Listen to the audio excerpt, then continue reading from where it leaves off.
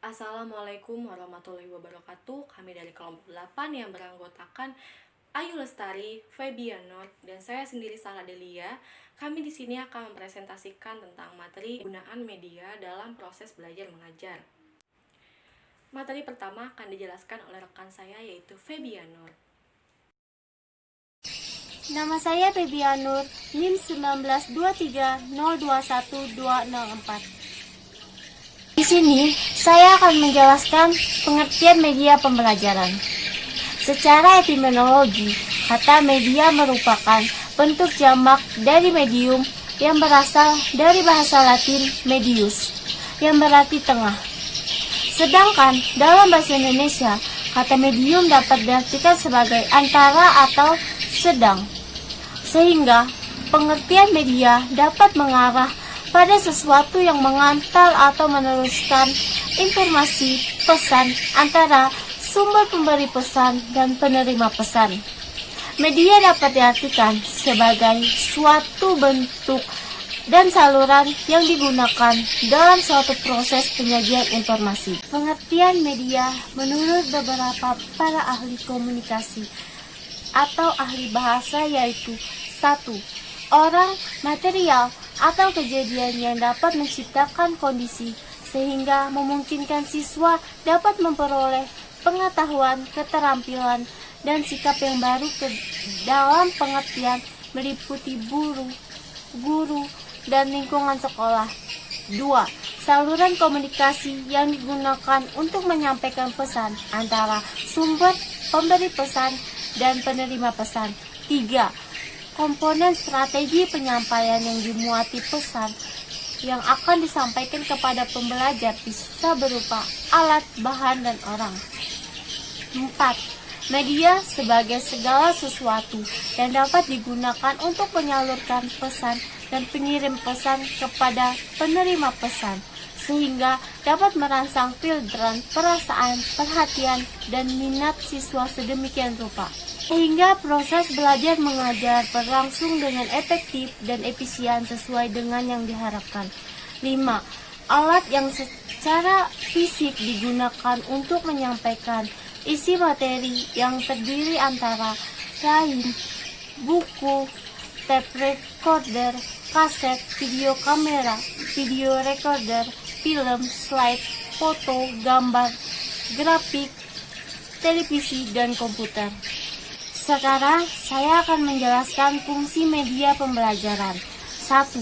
Penggunaan media pembelajaran bukan merupakan fungsi tambahan, tetapi memiliki fungsi tersendiri sebagai sarana bantu untuk mewujudkan situasi pembelajaran yang lebih efektif. 2.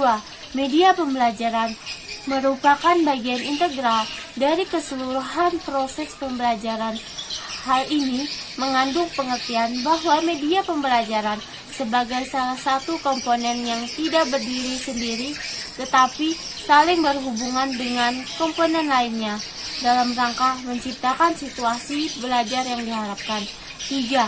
Media pembelajaran dalam penggunaannya harus relevan dengan kompetensi yang ingin dicapai dan isi pembelajaran harus selalu melihat kepada kompetensi dan bahan ajar. 4.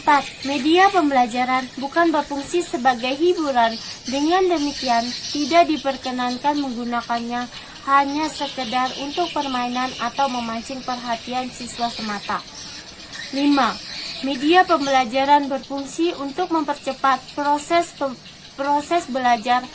Fungsi ini mempunyai arti bahwa dengan media pembelajaran, siswa dapat menangkap tujuan dan bahan ajar lebih cepat dan lebih mudah. 6. Media pembelajaran berfungsi untuk meningkatkan kualitas proses belajar mengajar. Pada umumnya, hasil belajar siswa dengan menggunakan media pembelajaran akan tahan lama mengendap sehingga kualitas pembelajaran memiliki nilai yang tinggi. 7. Media pembelajaran meletakkan dasar-dasar yang konkret untuk berpikir, oleh karena itu dapat mengurangi terjadinya penyakit verbalisme.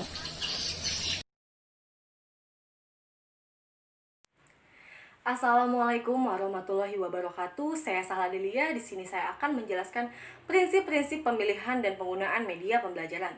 Sebagaimana yang sudah kita ketahui bahwa media mempunyai kelebihan dan kekurangannya masing-masing, maka diharapkan kepada guru agar menentukan pilihannya sesuai dengan kebutuhan. Harapan yang besar tentu saja agar media menjadi alat bantu yang dapat mempercepat atau mempermudah pencapaian tujuan pengajaran. Di sini guru harus mengenali apa saja prinsip-prinsip untuk pemilihan dan penggunaan media pembelajaran. Prinsipnya itu yang pertama, menentukan jenis media dengan tepat. Artinya, sebaiknya guru memilih terlebih dahulu media manakah yang sesuai dengan tujuan dan bahan pelajaran yang akan diajarkan. Yang kedua, menetapkan atau memperhitungkan subjek dengan tepat. Artinya, perlu diperhitungkan apakah penggunaan media itu sesuai dengan tingkat kematangan atau kemampuan anak didik. Yang ketiga, menyajikan media dengan tepat, artinya teknik dan metode penggunaan media dalam pengajaran haruslah sesuai dengan tujuan, bahan metode, waktu, dan sarana yang ada. Yang keempat, menempatkan atau memperlihatkan media pada waktu, tempat, dan situasi yang tepat, artinya kapan dan dalam situasi mana pada waktu mengajar media digunakan. Tentu tidak setiap saat atau selama proses belajar mengajar, tentu harus menerus memperlihatkan atau menjelaskan sesuatu dengan media pengajaran. Selanjutnya, faktor-faktor yang perlu diperhatikan dalam memilih media pembelajaran. Faktor yang pertama yaitu objektivitas. Unsur subjektivitas guru dalam memilih media pembelajaran harus dihindarkan. Artinya, guru tidak boleh memilih suatu media pembelajaran atas kesenangan pribadi. Apabila secara objektif berdasarkan hasil penelitian dan percobaan, suatu media pembelajaran menunjukkan keefektifan dan keefisiensi yang tinggi, maka guru jangan merasa bosan menggunakannya. Untuk menghindari pengaruh unsur subjektivitas guru, alangkah baiknya apabila dalam memilih media pembelajaran itu, guru harus meminta pandangan atau saran dari sesama guru dan atau melibatkan siswa. Yang kedua, program pengajaran. Program pengajaran yang akan disampaikan kepada anak didik harus sesuai dengan kurikulum yang berlaku, baik isinya, strukturnya, maupun kedalamannya. Meskipun secara teknis program itu sangat-sangat baik, jika tidak sesuai dengan kurikulum, ia tidak akan banyak membawa manfaat, bahkan mungkin hanya menambah beban, baik bagi anak didik maupun bagi guru. Di samping itu akan membuang-buang waktu, tenaga, dan biaya. Yang ketiga, sasaran program. Sasaran program yang dimaksud adalah anak didik yang akan menerima informasi pengajaran melalui media pembelajaran. Pada tingkat usia tertentu, dalam kondisi tertentu, anak didik mempunyai kemampuan tertentu pula, baik cara berpikirnya, cara imajinasinya, kebutuhannya, maupun daya tahan dalam belajarnya. Untuk itu, maka media yang akan digunakan harus dilihat kesesuaiannya dengan tingkat perkembangan anak didik, baik dari segi bahasa, simbol-simbol yang digunakan, cara dan kecepatan penyajiannya, ataupun waktu penggunaannya. Yang keempat, situasi dan kondisi. Situasi dan kondisi yang ada juga perlu mendapat perhatian dalam menentukan pemilihan media pembelajaran yang akan digunakan. Situasi dan kondisi yang dimaksud meliputi situasi dan kondisi sekolah atau tempat ruangan yang akan dipergunakan, situasi dan kondisi anak didik yang akan mengikuti pelajaran mengenai jumlahnya, motivasi, dan kegairahannya. Yang kelima, kualitas teknik. Dari segi teknik, media pembelajaran yang akan digunakan perlu diperhatikan. Apakah sudah memenuhi syarat, barangkali ada rekaman audionya atau gambar atau alat-alat bantunya yang kurang jelas atau kurang lengkap, sehingga perlu penyempurnaan sebelum digunakan. Yang terakhir, keefektifan dan efisiensi penggunaan. Keefektifan berkenaan dengan hasil yang dicapai, sedangkan efisiensi berkenaan dengan proses pencapaian hasil tersebut. Keefektifan dalam penggunaan media meliputi apakah dengan penggunaan media tersebut, informasi pengajaran dapat diserap oleh anak didik dengan optimal, sehingga menimbulkan perubahan tingkah lakunya. Sedangkan efisiensi meliputi apakah dengan menggunakan media pelajaran tersebut, waktu, tenaga, dan biaya yang dikeluarkan untuk mencapai tujuan tersebut sedikit mungkin. Sekian presentasi dari saya akan serahkan kembali kepada rekan saya. Yang terakhir akan dijelaskan oleh rekan saya, Ayu Lestari. Saya Ayu Lestari, NIM 1923021207. Nah, selanjutnya yaitu kriteria pemilihan media pembelajaran. Nah, secara umum, kriteria pemilihan media pembelajaran ini dibagi menjadi 6, yaitu yang pertama tujuan penggunaan. Tujuan penggunaan ini memuat standar kompetensi dan kompetensi dasar apa yang ingin dicapai. termasuk ranah kognitif, afektif, psikomotor, atau kombinasi.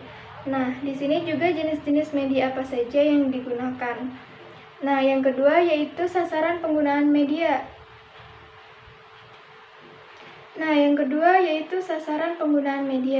Dalam hal ini juga harus mengetahui sasaran didik yang akan menggunakan media ini, karakteristik mereka, berapa jumlahnya, bagaimana latar belakang sosialnya, dan bagaimana motivasi dan minat mereka ketika belajar. Nah, yang ketiga yaitu karakteristik media. Dalam hal ini, guru harus mengetahui kelebihan dan kekurangan media tersebut, menyesuaikan media yang dipilih tersebut berdasarkan tujuan yang ingin dicapainya. Kita tidak akan dapat memilih media dengan baik jika tidak mengenal dengan baik karakteristik media tersebut. Jadi, sebelum menentukan media pembelajaran tersebut, guru harus memahami bagaimana karakteristik media tersebut.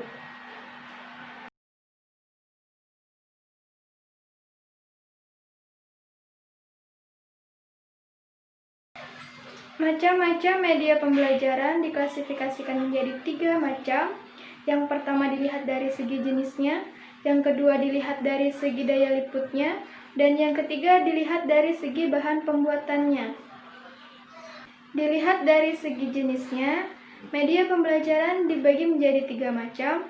Yang pertama yaitu media pembelajaran auditif, yaitu media yang hanya mengandalkan kemampuan suara saja, seperti radio atau kaset recorder. Nah, media ini tidak cocok untuk orang yang mempunyai kelainan atau gangguan pendengaran. Yang kedua ada media visual. Media visual adalah media yang mengandalkan indera penglihatan. Media visual ini menampilkan gambar diam seperti foto, gambar, atau lukisan dan cetakan.